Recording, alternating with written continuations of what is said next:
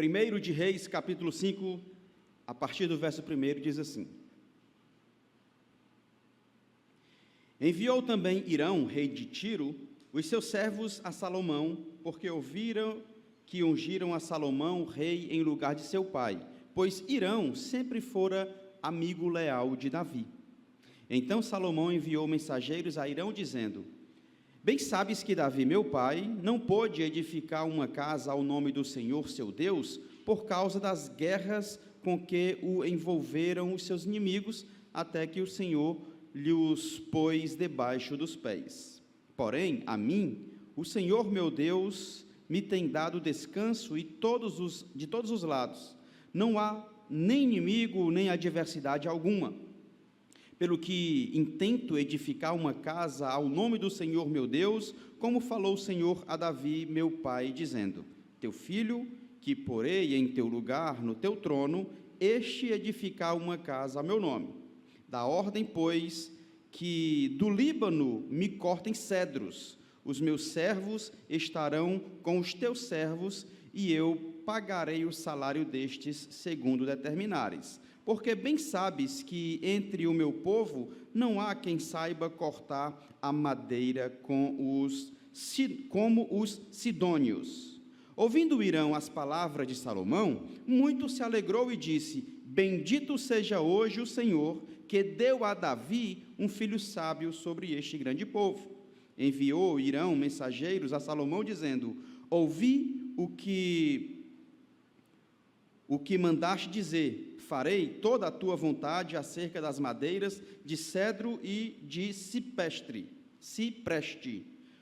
Os meus servos as levarão desde o Líbano até ao mar, e eu as farei conduzir em jangadas pelo mar até o lugar que me designares, e ali as desamarrarei, e tu as receberás. Tu também farás a minha vontade, dando provisão à minha casa. Assim deu Hirão a Salomão madeira de cedro e madeira de cipreste, segundo este queria. Salomão deu a Hirão 20.000 coros de trigo para sustento de sua casa e 20 coros de azeite batido, e o fazia de ano em ano. Deu o Senhor sabedoria a Salomão, como lhe havia prometido. Havia paz entre Hirão e Salomão, e fizeram ambos aliança entre si. Formou o rei Salomão uma leva de trabalhadores dentre todo o Israel, e se compunha de 30.000 homens, e os enviava ao Líbano alternadamente, 10.000 por mês. Um mês estavam no Líbano, e 2 meses cada um em sua casa. Adonirão dirigia a leva. Tinha também Salomão 70.000 que levavam as cargas e 80.000 que talhavam pedras nas montanhas. Afora os chefes oficiais de Salomão, em número de 3.300, que dirigiam a obra e davam ordens ao povo que a executava. Mandou o rei que trouxessem pedras grandes e pedras preciosas e pedras lavradas para fundarem a casa. Lavraram-nas os edificadores de Salomão e os de Hiram e os gibitas, e preparavam a madeira e as pedras para se edificar a casa. Amém. Amém. A gente, observando esse texto, e lembrando do contexto, Salomão, assumindo o trono do rei Davi, que durante o seu reinado intentou diversas guerras, muitas batalhas e pelejas, e por esse motivo Deus não permitiu que ele construísse o templo ao Deus eterno, a casa de Deus, porém prometeu que o seu filho, aquele que assumisse o trono, Salomão, o faria. Salomão assume o reino, e é um reino de estabilidade, um reino de paz, um reino, como diz o próprio Salomão, sem inimigos de lado nenhum. Ele realmente vivia plena paz. O reino recebido por Salomão era de paz. Chega no capítulo 5, a gente percebe que Hirão, que fora amigo de Davi, em algumas versões, amigo leal do rei Davi, descobre que o seu filho de Davi, o Salomão, assumiu o reino. E aí ele manda mensagens de celebração para que Salomão saiba e reconheça essa amizade que já existia entre Hirão e o rei Davi. Aí Salomão, percebendo uma necessidade do reino, ele conversa com Hirão e fala: já que vocês são experientes em corte de madeira, e no Líbano tem as melhores madeiras necessárias para a construção do templo, que tal a gente se unir? Deus prometeu que eu faria esta casa, ou este templo, mas eu não tenho pessoas capacitadas para tal, e não tenho material para que isso aconteça. Fez a proposta para Hirão, Hirão aceitou a proposta do Salomão, e aí eles se prepararam para fazer a construção do templo do Senhor. Eu queria conversar nessa noite sobre este preparativo e perceber os motivos que levaram Salomão a uma construção extraordinária, tão gigantesca e preciosa, que até os dias de hoje o legado permanece. Eu queria compartilhar apenas 3 motivos que eu percebo que levaram Salomão a fazer esta construção. E o primeiro motivo que eu destaco está no versículo 3 até o versículo 5 do texto que nós lemos. É porque Salomão era fiel ao seu chamado. Versículo 3, ele vai dizer: bem sabes, Salomão falando para Hirão, que Davi, meu pai, não pôde edificar uma casa ao nome do Senhor, seu Deus, por causa das guerras. Mas o Senhor me colocou em uma condição de paz. Porém, eu não tenho capacidade para isso. Eu não tenho recurso para isso. Versículo 5, mas eu intento, eu tenho vontade, eu pretendo, eu tenho um desejo de edificar uma casa ao nome do Senhor. Salomão declara que o templo era necessário. Salomão declara que o desejo do coração de Davi era construir a casa para Deus, o templo de Deus. Não foi possível, mas ele decidiu que continuaria com este propósito. Mas, atentem bem, a gente tem construções para fazer, a gente tem obras para realizar, e precisamos perceber que o motivo pelo qual eu faço passa diretamente pela fidelidade do meu chamado. E o que eu acho legal aqui, eu acho isso fantástico, extraordinário, e eu queria compartilhar isso com vocês, porque um dos pontos que demonstra, que revela, que desnuda o chamado de Salomão, é que ele honra as gerações que vieram antes deles. Isso é extraordinário. Ele fala: eu vou construir porque esse desejo brotou no coração do meu filho a partir de Deus, ou do meu pai a partir de Deus, aquele que veio antes. Ele simplesmente deu continuidade ao desejo de Davi, cumprindo um propósito divino.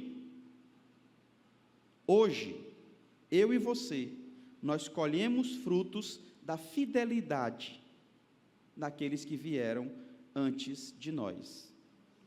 Aqui no Henrique Jorge, por exemplo, quantos homens e mulheres não sonharam em ter uma estrutura que nós temos hoje? E lá atrás, há 30 anos, 40 anos, 20 anos, iniciaram um projeto, iniciaram uma atividade, iniciaram esse sonho, mas hoje não podem desfrutar. Nós desfrutamos, colhemos o fruto daqueles que plantaram lá atrás. Massa, porque Salomão não esquece disso. A gente também não deve esquecer. E é interessante que o texto fala o seguinte, olha, Davi queria construir, mas guerreava demais e não conseguia. Hoje vivemos em paz e conseguimos fazer. Olha só que legal. Em 1977, homens e mulheres guerreavam, lutavam, batalhavam por esta obra, por este espaço, por essa igreja. Não igreja templo, mas igreja comunidade. Talvez não tivesse tempo de paz, ou condição, ou recurso, para estruturar como a gente tem hoje. Mas eles guerreavam. No tempo deles, eles guerreavam. E nós não podemos. Por isso que eu acho interessante, quando a gente celebra o aniversário da igreja, a gente cita as pessoas que começaram lá atrás. As gerações anteriores precisam ser lembradas. Davi lutou, conquistou, Salomão edificou. Algumas gerações batalham para que a gente possa construir. Outro ponto que eu acho legal, além da consideração de Davi para as gerações, de Salomão para as gerações anteriores, é o desejo de honrar a Deus. Olha o motivo de Salomão: eu intento edificar uma casa ao nome do Senhor meu Deus, mas tem outra versão que fala, para a glória do nome do meu Deus.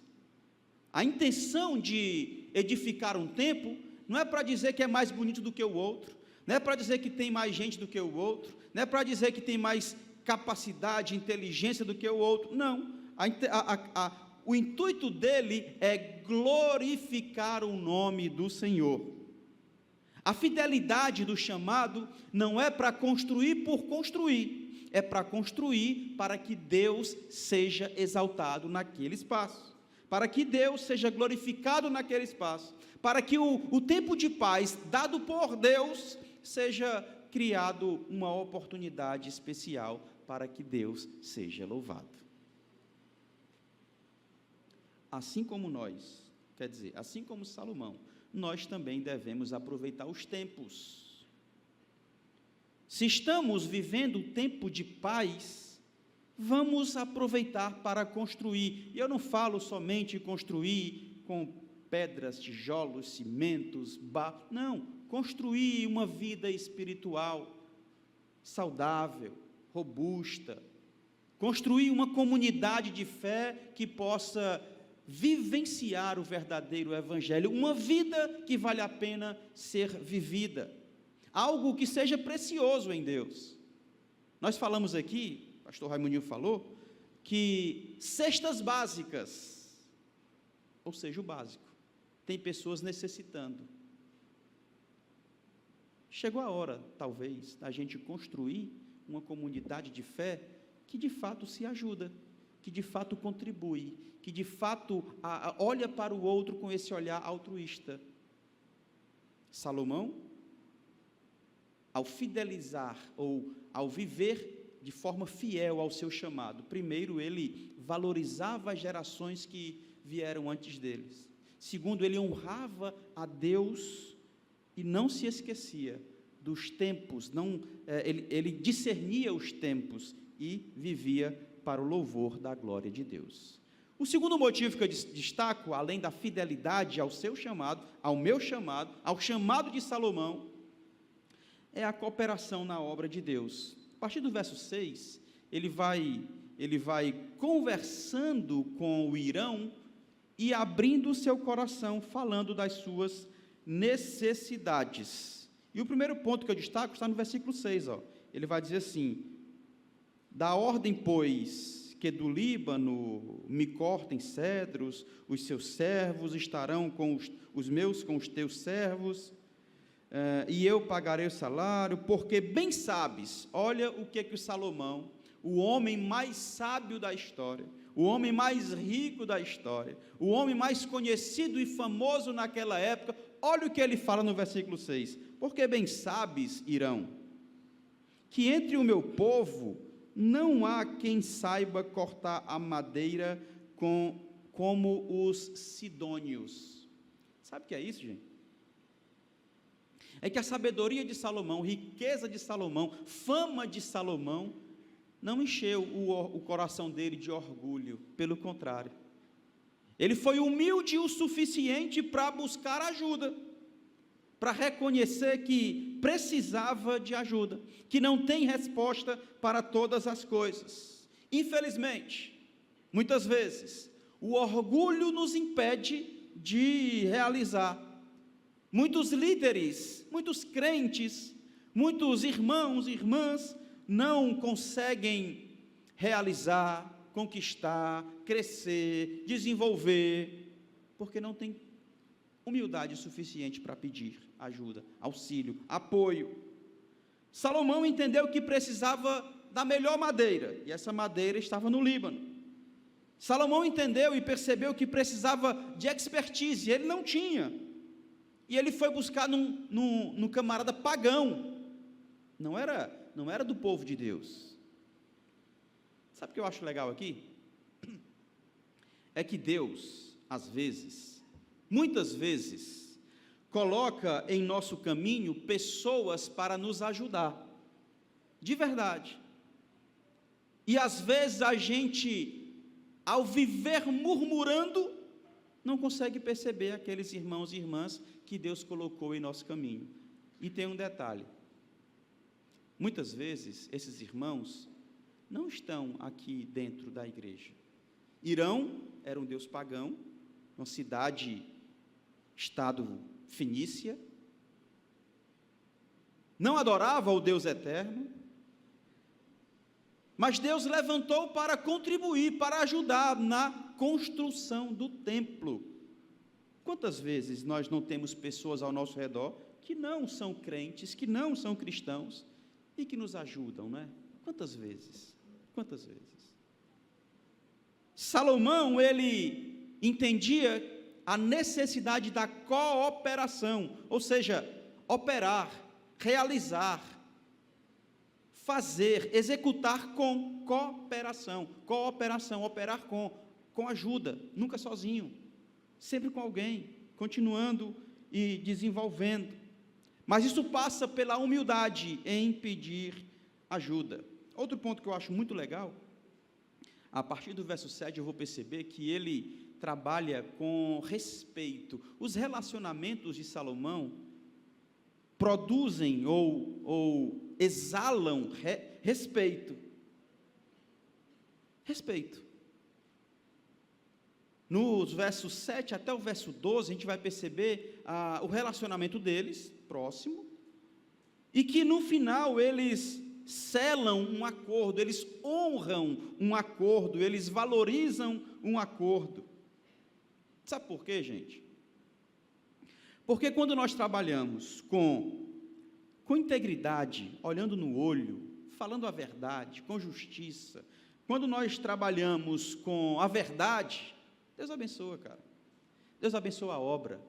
Deus abençoa o que a gente pensa em fazer, deseja fazer. Não interessa o tamanho do que nós queremos, o que importa é que Deus esteja no negócio e que a gente haja com sinceridade, com verdade, sem máscara, realizando e buscando fazer aquilo para Deus. No versículo 12, vai dizer assim: deu o Senhor sabedoria a Salomão, como ele havia lhe prometido. Havia paz entre Hirão e Salomão, e fizeram ambos entre si aliança. A provisão vem de Deus, a sabedoria veio de Deus. Para a nossa vida, aquilo que é necessário vem de Deus. Deus provê para o seu povo o necessário. Deus deu a sabedoria para Salomão. Deus garantiu o sucesso do reino a partir do que ele provê, do que ele derrama, e é por isso que nós devemos confiar que Deus proverá também em nossa vida e na sua obra. O primeiro motivo que eu percebo de Salomão é que ele foi fiel ao seu chamado. O segundo motivo é que ele entendeu que a cooperação na obra também é necessária. Mas antes de eu passar para o próximo ponto, deixa eu abrir um parêntese bem rápido aqui. Essa cooperação para o reino, para a obra, é necessária. Tenho que trabalhar com, operar com, realizar com. Só que muitas vezes a nossa motivação para realizar é errada. Às vezes é por orgulho ou interesse pessoal. Muitas vezes coisas boas entram em nosso coração e a gente age com coisas boas, tá? Mas age com idolatria, mesmo com aquilo que aparentemente é bom. Por exemplo, eu quero reformar a igreja. É bom ou é ruim? Bom. Eu quero um anexo para a igreja. Anexo. Até as salinhas do infantil, momento de comunhão. É bom ou é ruim? É bom. Só que às vezes a gente pode cair no erro de utilizar isso para a nossa exaltação. Às vezes nós podemos pegar algo bom e positivo, necessário às vezes, e tornar isso uma idolatria. Vou dar um exemplo meu, tá? Mas não me julguem. Não me julguem. Quando a gente fala assim, né, já sabe, né? A julgar. Não me julguem. Hoje, estávamos ali no início do culto, ligamos a transmissão, e estava sem som novamente. De novo sem som. Ok. Eu fiquei, né? Coisado, não sei o quê. Aí eu pensei, cara, como é que pode, meu? Um culto massa, a gente não consegue e tal, não sei o quê. Aí eu comecei a pensar que o culto não ia prestar. Oxi! A transmissão, a internet, é bom ou é ruim? É bom. Mas se não tiver internet, o culto vai ser abençoado ou não? Aí eu, cara, como é que pode? O culto não vai ser, é osso, como é que pode? E o louvor aqui é abençoado, todo mundo adorando através do louvor, e eu preocupado com a internet. Lógico, os meninos estavam preocupados porque é o serviço deles. Mas eu não posso pegar algo que é bom, positivo, mas tornar isso mais importante do que a motivação maior que é adorar o meu Senhor. Não posso. Não posso. Tenho que ter zelo? Lógico, Salomão me ensina isso. Tenho que ter cuidado? Lógico. Tenho que pedir desculpa por, mais uma vez, ter começado o culto sem o áudio? Lógico, falamos isso lá no chat e tal. Mas isso não é o mais importante. O mais importante é quando eu e você estamos dispostos, como diz lá Paulo aos Colossenses, capítulo 3 e verso 23, a gente faça para exaltar o nome do nosso Senhor e Salvador Jesus Cristo. Ele é digno da nossa adoração. Ele é digno da nossa adoração. E o terceiro motivo que eu descubro, primeiro é que ele foi fiel ao seu chamado, segundo que ele cooperou, ele agiu cooperando com outros, com a comunidade, com os irmãos, no caso com o Irão de Tiro, pagão, mas que Deus usou para abençoar. E o terceiro ele realizou isso para deixar um legado. Ele queria deixar um legado. Nos versos 13 até o 18, é a preparação para a construção do templo, que vem no capítulo 6. Mas ele vai construindo aqui, ele vai falando aqui sobre a importância do que aconteceu e principalmente do que vai acontecer a partir dessa construção. Aí, mais uma vez, eu me lembrei da história, da jornada da igreja, da nossa, por exemplo, e de outras igrejas, uma em especial que eu participei praticamente do alicerce e vi toda a construção, que é maravilhoso. Mas no início é o quê? Um sonho. No início é o quê? É um desejo, um objetivo de melhorar ou de termos um lugar para a adoração ao Deus eterno, para que vidas sejam transformadas, vidas sejam cuidadas, para que o evangelho seja propagado. Toda igreja, quando começa, esta, por exemplo, foi assim. A ideia é ter um espaço onde as pessoas pudessem compartilhar sua fé, adorar o Senhor Jesus, onde Deus pudesse ser exaltado, onde vidas fossem transformadas e trouxéssemos pessoas para acompanhar tudo isso. Porém, para que esse sonho fosse realidade, ou se tornasse realidade, era necessário muito mais do que boa vontade. Quer ver uma coisa? Além da boa vontade, pessoas com diferentes dons era necessário. Mas eu não falo só espiritual não, tá, gente? Salomão me ensina que a jornada do povo de Deus vai para além disso. A nossa vida prática tem que ser vivida fora das quatro paredes. Salomão me ensina que pessoas com habilidades ou condições financeiras foi necessário para que essa igreja acontecesse. Pessoas com habilidades específicas como pedreiros, eletricistas, pessoas que doavam seu tempo, pessoas que se esforçavam, que faziam força de fato para poder deixar as coisas organizadas. Salomão me ensina que deixar um legado exige um tempo de preparação, planejamento e uma jornada construtiva. Pessoas de diferentes dons, foi preciso planejamento, sim ou não, para começar a igreja. Vamos fazer reunião do conselho. Ora, reunião tem toda semana já. Imagina para começar uma igreja, como é que não era o negócio? Reunião, planejamento, pensa isso, pensa aquilo, organização, desafios, enfim.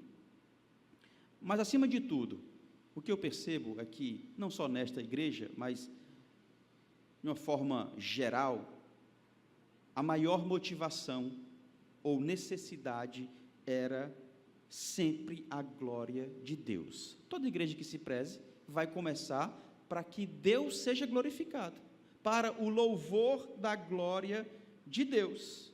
Nós não construímos igreja, começamos igreja para a fama do pastor, para que o pastor seja famoso, seja legal. Não. A ideia é para que Deus seja glorificado.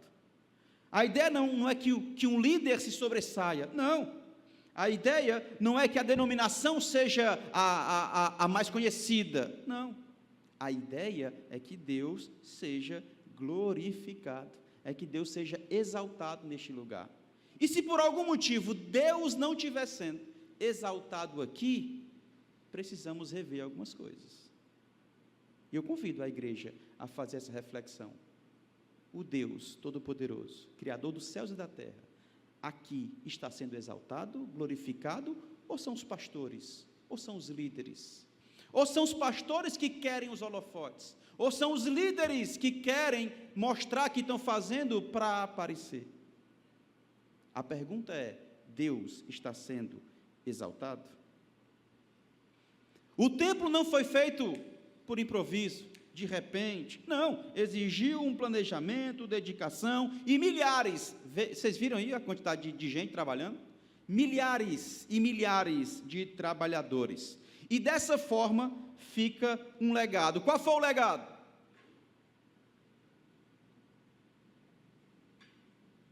Versículo 13 e 14 vai me falar de uma liderança sábia. Primeiro legado deixado por Salomão, uma liderança sábia. Salomão organiza os trabalhadores em turnos diferentes, que massa, né? Ele evita a exaustão. Já pensou o cara trabalhar o dia e noite? Nem o Elias aguentava. É porque ele trabalha à noite, né, no trabalho, e o dia com o bebê. Estou brincando. É não. É verdade? Carol. E ele sabiamente, evitando a exaustão da galera, ele coloca os turnos, ainda fazia mais, era igual a EBD da gente. Trabalhava um mês, folgava 2. Trabalhava um mês, folgava 2. milhares de pessoas se revezando para que não haja exaustão. Dessa forma, ele garante a eficiência. Liderança sábia. E aí, de novo, eu sou muito atrevido, mas eu me lembro da SHJ, cara. O legado que tem ficado ao longo dessa história são líderes sábios. Pastor Alexandre Carneiro, referência. Mano Góes, atualmente, cara, é muito legal quando você fala, ainda bem que ele não está aqui, né? Quando você fala, ele pensa muito, ele fica pensando. A gente fala, ele fica pensando. Mas quando ele fala, velho, é massa demais, é muito legal. Sábio. Um outro legado que Salomão nos instrui, nos mostra, nos revela que ficou, é o trabalho em unidade. Desde o primeiro capítulo, Salomão fala isso, tá? Trabalho em unidade. Versículos 15 e 16, vai dizer 70 mil, não sei quantos mil, e pessoas de diferentes grupos, de diferentes capacidades, carpinteiros, pedreiros, líderes, todos colaborando e mostrando que na obra há lugar para todo mundo. Às vezes nós perguntamos, eu vou fazer o quê? Sempre tenho o que fazer. E de novo, a nossa congregação, para a glória de Deus, não para a glória dos pastores, né, Júnior? Sempre tem espaço para você. E cada vez mais crescendo, graças a Deus. Sempre tem espaço para você servir. Com o seu dom, com o seu estilo, com a sua maneira, também tem. E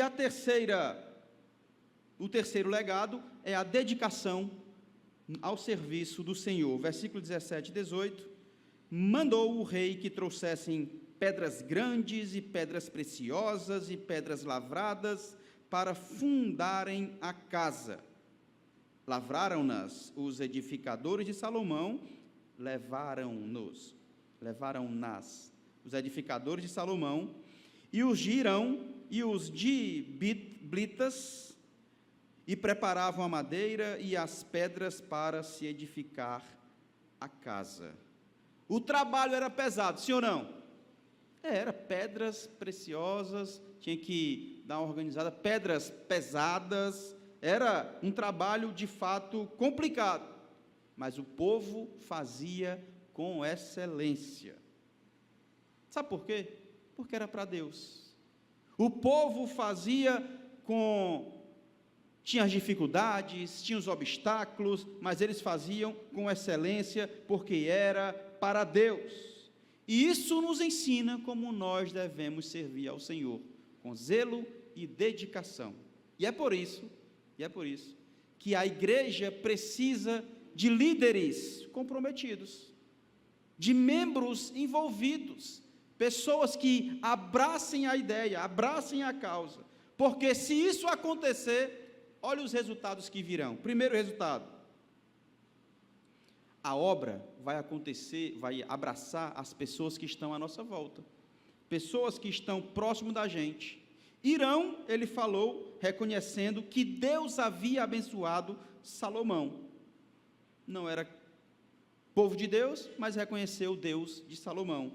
A excelência que a gente trabalha, que a gente se dedica, vai atrair as nações, vai atrair o povo. O templo de Salomão, como nós vemos no capítulo 10, ele era conhecido em todas as nações. Uma obra tão gigante, grandiosa, que atraía todo o povo, os reis. E também impacto de um trabalho bem feito, é o resultado daquilo que a gente percebe quando nós colocamos em pauta esses motivos para servir ao Senhor. Sabe qual a diferença aqui? É que esse templo teve um impacto duradouro, esse templo teve um impacto que persistiu, que passou por muitas gerações, sendo lembrado ao longo da história. O que nós fazemos hoje precisa ecoar para o futuro, para a glória de Deus. Hoje estamos aqui porque alguém iniciou essa obra. A pergunta é, o que vão falar da gente daqui a 30 anos? O que estarão comentando sobre nós daqui a 40 anos? O que estarão falando sobre a ICHJ, sobre a sua vida, sobre o seu ministério daqui há alguns anos. A construção daquele templo não foi apenas para o seu tempo, mas para gerações futuras. Vou finalizar com as aplicações. Deixa eu concluir primeiro, tá? Vou concluir e faço a aplicação, tá? Para concluir, é o resumo do que nós falamos. Salomão fez a obra de Deus por respeito à liderança e às gerações futuras, por desejar honrar a Deus e por compromisso à sua missão. Nossas parcerias, assim como Salomão, vai nos levar a agir com humildade, sempre para a glória de Deus. E também, a maior construção que nós podemos fazer é a edificação da nossa vida espiritual. Aplicação, anota isso, a aplicação do que nós vimos no capítulo 5 de 1º livro dos Reis.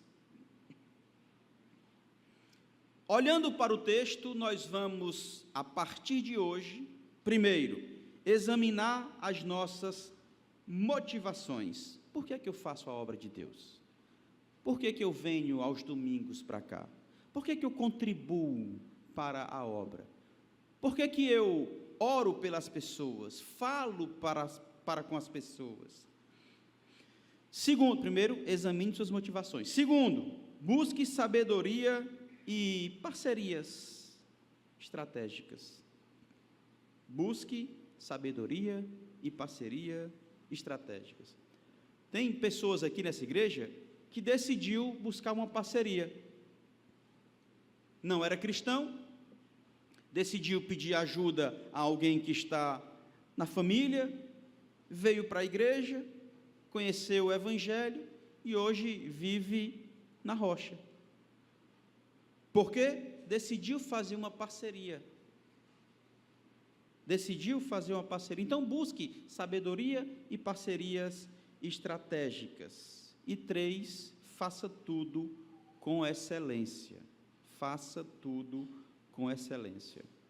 Assim como o templo foi feito com a maior dedicação e zelo, que possamos, da mesma forma, estar empenhados em realizar para o reino de Deus. Construa a sua vida, construa seu ministério, construa aquilo que você faz, pensando e estando motivado a glorificar a Deus,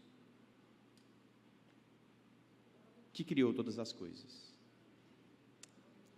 Amém. Vamos orar.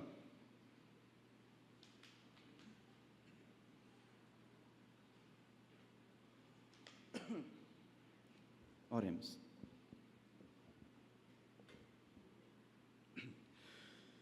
Paizinho, muito obrigado, Senhor, por nos ensinar a perceber, discernir tempos, momentos. Pai, obrigado por nos mostrar motivos reais, honestos, para fazermos a Tua obra, para fazermos grandes coisas através do nosso ministério, da nossa vida, do nosso trabalho, nos nossos relacionamentos. Obrigado, Senhor. Obrigado pela Tua palavra que nos inspira a não ficarmos presos, Senhor Deus, a métodos. Obrigado, pois a Tua palavra nos mostra, nos revela que podemos sair e Te servir através dos relacionamentos que produzem vida. Pai, obrigado por chamar cada um de nós, obrigado por mostrar onde nós podemos, devemos Te servir. Pai maravilhoso, obrigado por mostrar que ao meu lado tem alguém que está disposta a me ajudar. Obrigado por revelar que na Tua casa, na Tua igreja, no meio do Teu povo, tem um exército que está disposto a ajudar, a se esforçar com excelência, meu Pai, para o bem do outro. Deus, muito obrigado pelas Teus ensinamentos, Senhor, as lições preciosas que enchem o nosso coração de ânimo, de certeza, de motivação. Paizinho, nos ajuda a deixarmos um legado, Senhor, mas um legado vivo, um legado especial, um legado onde as pessoas possam perceber que o Senhor foi adorado e exaltado neste lugar. Obrigado, Senhor. Obrigado por mais uma semana, obrigado por mais um dia onde a Tua palavra foi pregada. Louvamos o Teu nome, e é por isso que nós Te agradecemos, Senhor. Em nome do Pai, do Filho e do Espírito Santo.